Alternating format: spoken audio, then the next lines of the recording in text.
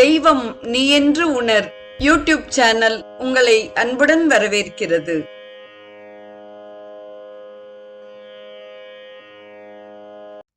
அன்பு உள்ளங்கள் அனைவருக்கும் உற்சாகமான இனிய சுபதின வணக்கம். ஸ்ரீ லலிதா சகஸ்ரநாமத்தின் தொடர் நிகழ்வாக இன்றைய நிகழ்வு இரு பகுதிகளை கொண்டது. முதலில் நவதுர்க்கைகள் குறித்து சிந்திப்போம். தொடர்வது தசமகா வித்தையின் அறிமுக உரையாகும். முதலில் வருவது வனதுர்க்கை. வனதுர்க்கை என்பதனால் வனத்தில் இருப்பவள் என்பது பொருள் அல்ல. சம்சாரமாகிய வனத்தை, அதாவது காட்டை அழிப்பவளே வனதுர்க்கை. பிறவி எடுத்துவிட்ட உயிர்கள் வாழ்க்கை என்ற காட்டில் சிக்கிக்கொண்டு அதிலிருந்து வெளியே வர முடியாமல் தவிக்கின்றன. அம்பிகையின் திருவடி தியானம் அந்த அடர்ந்த காட்டை வெட்டி வீழ்த்தி உயிர்களை மீட்கின்றன. அதனால் சகஸ்ரநாமம் தேவியை பவாரண்ய குட்டாரிகா என்று போற்றியது. கம்பருக்கு அருள் செய்த கதிராமங்கலம் வனதுர்க்கையும் வேதாரண்யம் வனதுர்க்கையும் பிரபலமான மூர்த்தங்கள். ஆதிசங்கரர் வனதுர்கா மூலமந்திரத்தால் சரஸ்வதியின் அம்சமான சரசவாணி என்பவளை கட்டி வந்து ஸ்ருங்கேரியில் சாரதையாக ஸ்தாபித்தார். இரண்டாவது வருபவள் சூலினி துர்க்கை. திரிபுரம் என்னும் முப்புறம் எரிக்க இறைவன் சென்ற பொழுது அம்பிகை தானும் சூலபாணியாக புறப்பட்டாள். முப்புறத்தில் 3 சான்றோர்களும் இருந்தனர். அவர்களுக்கு ஈசன் அருள் செய்தான். மூவார் புறங்கள் எரித்த அன்று மூவர்க்கு அருள் செய்த என்ற திருஞான சம்பந்தர் தேவாரம் இதனை குறிப்பிடுகிறது. அருள் செய்யும் பொழுது அம்பிகை உடன் இருப்பது என்பது ஒரு மரபு. அதற்கேற்ப முப்புறம் சென்ற கோலத்தில் அம்பிகைக்கு சூலினி துர்க்கை என்று பெயர். மூன்றாவதாக வருபவள் ஜாத்தவேதோ துர்க்கை. சிவபெருமான் தனது நெற்றிக்கண்களில் இருந்து தோற்றுவித்த 6 அக்னி பொறிகளில் இருந்து முருகப்பெருமான் தோன்றினான். அந்த அக்னி பொறிகளை தாங்கிச் செல்லும் ஆற்றலை அக்னி தேவனுக்கும் வாயு தேவனுக்கும் அருளியவள் அம்பிகைதான். முருகன் தோற்றத்தில் மறைமுகமாக உதவிய நிலையில் அவளை ஜாத்தவேதோ துர்க்கை என்றனர். நான்காவதாக உலா வருபவள் சாந்தி துர்க்கை. தக்ஷ யாகத்தின் போது இறைவன் சினத்தை தணித்தவள் அம்பிகை. அதாவது இறைவனை அமைதியடையச் செய்தாள். அந்த கோலத்தில் அவளை சாந்தி துர்க்கை என்றனர். மற்றும் நோய் துன்பம் முதலான பீடைகளை போக்கி சாந்தியை அருள்பவள் சாந்தி துர்க்கை. ஐந்தாவதாக வலம் வருபவள் சபரி துர்க்கை. இறைவன் அர்ஜுனனுக்கு பாசுபதம் அளிக்க வேட்டுவ கோலத்தில் சென்றான். அம்பிகையும் அப்போது வேட்டுவச்சியாக சென்றாள். சபரி என்றால் வேட்டுவ குல பெண் என்று பொருள். இறைவனுடன் வேட்டுவ பெண்ணின் வடிவத்தில் சென்ற நிலையில் அம்பிகையை சபரி துர்க்கை என்றனர். ஆறாவதாக வலம் வருபவள் ஜுவாலா துர்க்கை. அம்பிகை பண்டாசுரனுடன் போரிட்ட பொழுது தனது படைகளை காக்க தானே போர்க்களத்தை சுற்றி தீப்பிழம்பாக நின்றாள். ஜுவாலையாக நின்று படைகளை காத்த சக்தியை ஜுவாலா துர்க்கை என்றனர். ஏழாவதாக வலம் வருபவள் லவண துர்க்கை. ராமபிரான் அரசாண்ட காலத்தில் லவணாசுரன் என்ற அசுரன் தோன்றியிருந்தான். அந்த லவணாசுரனை வதைப்பதற்கு ராமபிரான் தனது தம்பி சத்ருக்னனை அனுப்பி வைத்தார். சிவபெருமானிடமிருந்து சூலாயுதம் பெற்றிருந்த லவணாசுரனை ராமபிரானின் தம்பியான சத்ருக்னனால் வெல்ல முடிய இயலவில்லை. தமது குலகுரு வசிஷ்டரின் ஆலோசனைப்படி ராமர் துர்க்கையை வழிபட்டார்.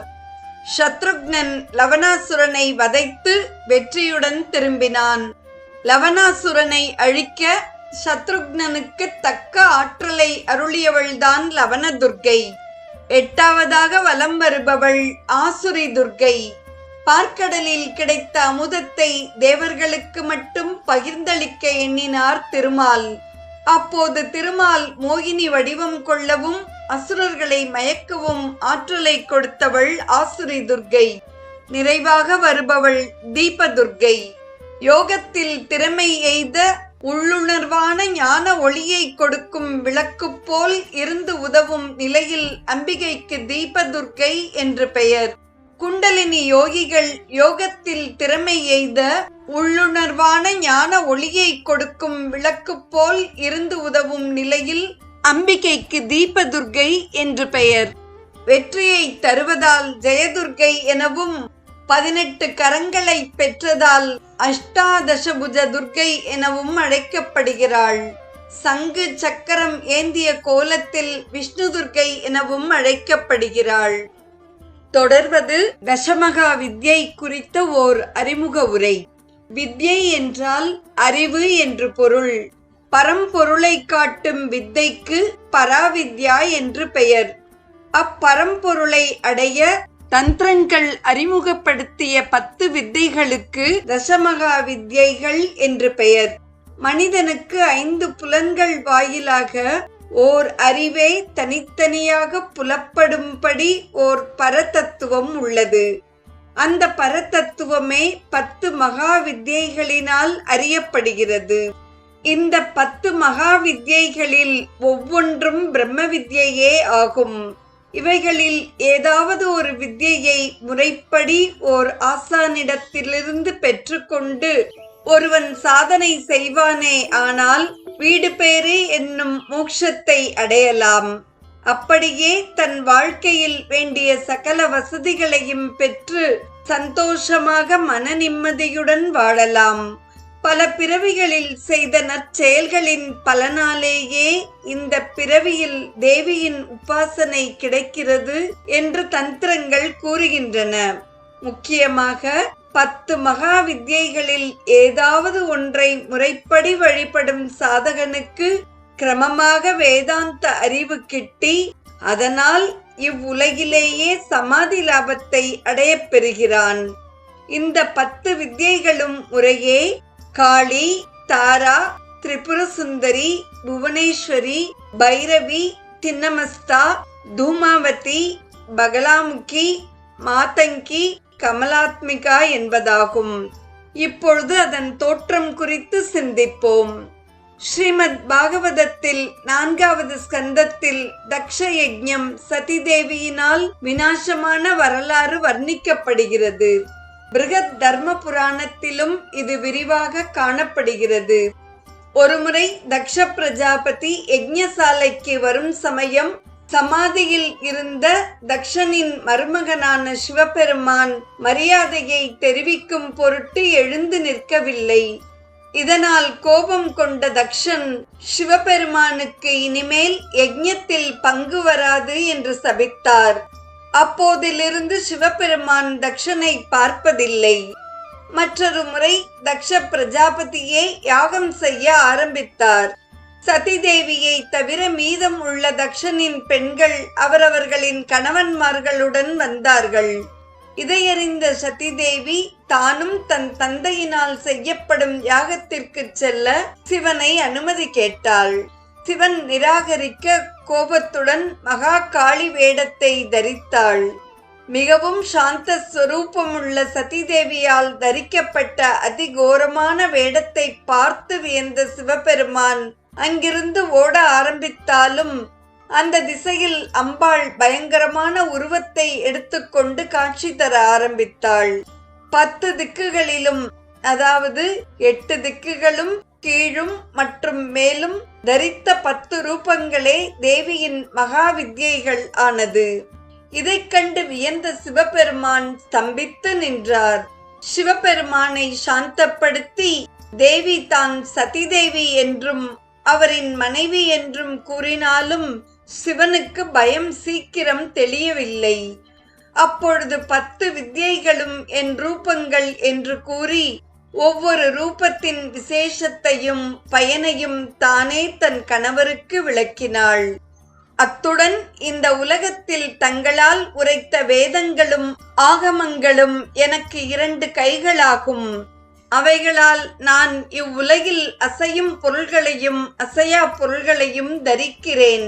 பக்தர்களுக்கு அனுகிரகம் செய்ய இந்த 10 தோற்றங்கள் உபயோகப்படும்.